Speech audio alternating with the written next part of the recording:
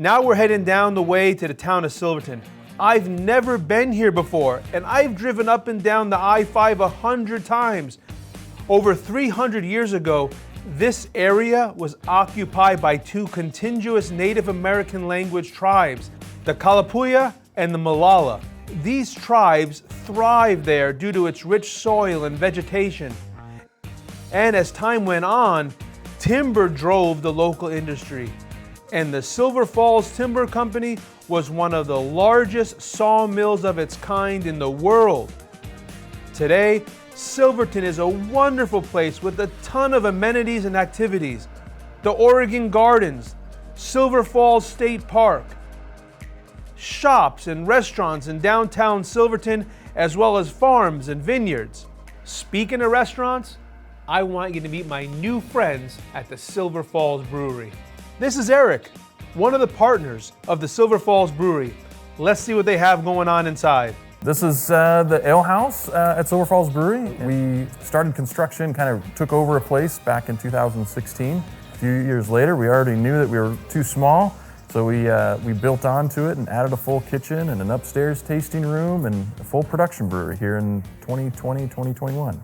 Yeah, I'd love to see the place, love to see where you make the beer, love to see where you make this food that I heard about. I mean, you came highly recommended, so that's why we're here today, because your community said, you gotta go, you gotta see Silver Falls Brewery. It's a great destination. You'll have a great experience. Looking forward to it. Well, welcome to the brewery. Oh, you know what it smells like? It smells like a brewery.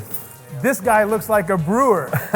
What's up, buddy? How you doing? This is Ryan. He's one of our brewers, and he's just finishing up a day of moving beer around. Man, oh man, it's a lot of things going on here. A lot of stainless steel. If you follow me down here, we can go to the brew house. So this is kind of the central part of the brewery is the brew house. It's a pretty unique system that we had custom made and we had kind of designed. I call it like a hybrid system, so it uses a direct fire kettle, but it also uses an oil heat to heat some of the grain up if we need to during the brewing process. And by end product, we're getting about close to 400 gallons of beer in a batch. And what do you specialize in?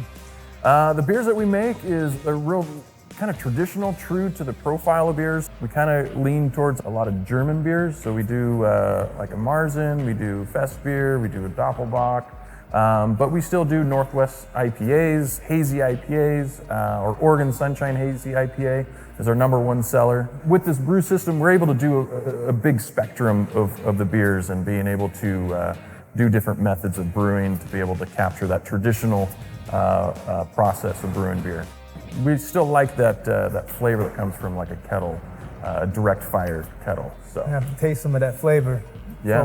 Before we start our long drive home, just a little flavor, just a little. Just a little? Just a little. All right.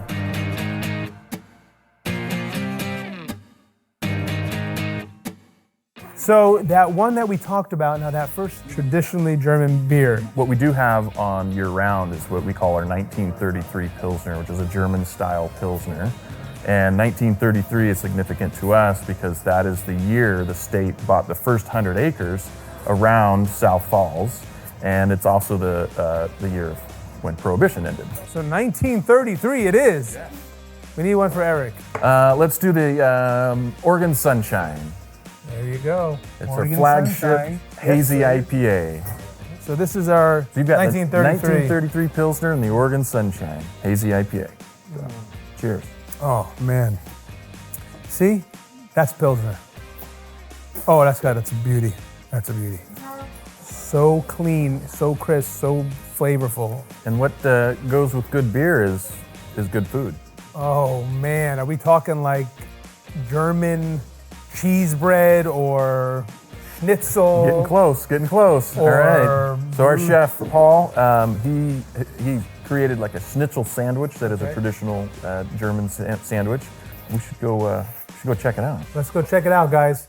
I'll take this with us here. All right.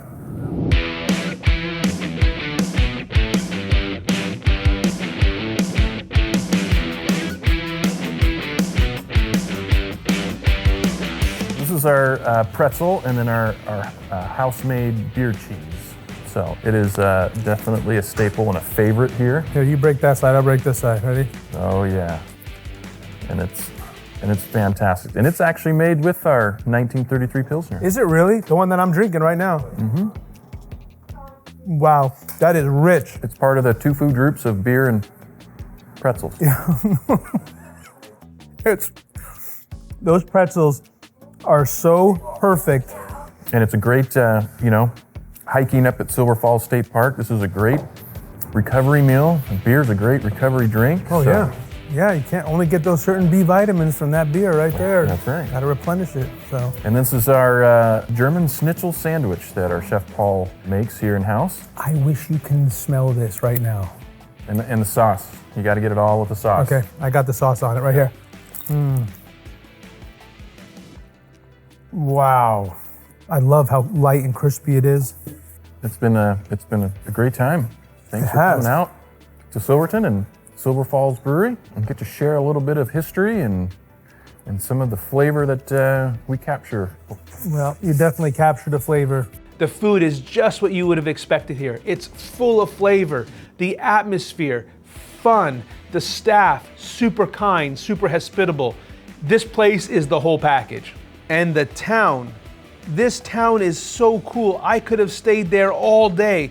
The coffee shops, the restaurants, and it was such a bustling, busy little town with a beautiful creek that ran parallel to the main street. You have to make this town a stop, for sure.